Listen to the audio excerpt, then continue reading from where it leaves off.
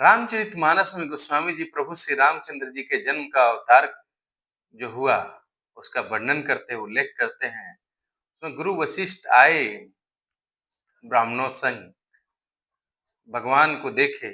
उसके बाद राजा दशरथ ने उनका विदा किया। सबको मणि सोना रत्न देकर विदा कर रहे हैं।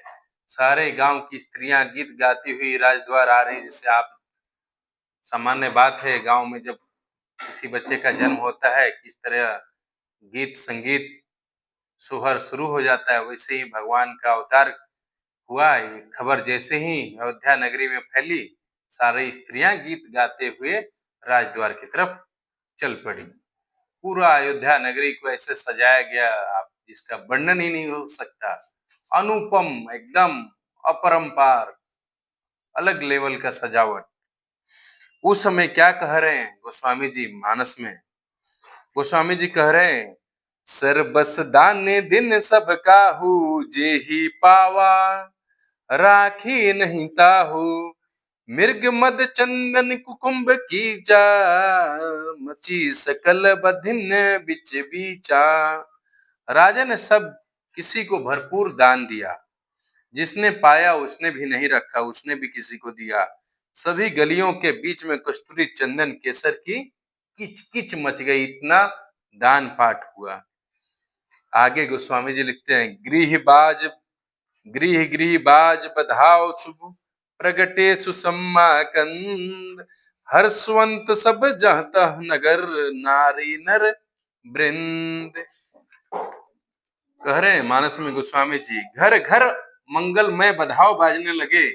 ऐसा लग ही नहीं रहा था कि राजा दशरथ के घर में खुशी हुई है। पूरे अयोध्या नगरी में खुशी फैली हुई है और पूरा सब घर में मंगलमय बाज बधाव बाज रहा है। भगवान प्रकट हुए, नगर के स्त्री पुरुष झुंड के झुंड जहां तहां सुहर गा रहे हैं।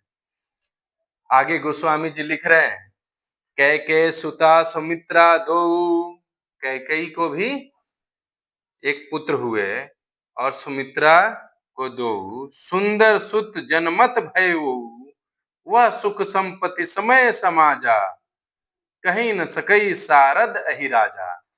कैकेयी और सुमित्रा इन दोनों ने भी सुंदर पुत्रों को जन्म दिया। उस सुख संपत्ति समय समाज का वर्णन सुरति और सर्पों के राजा शेष जी भी नहीं कर सकते।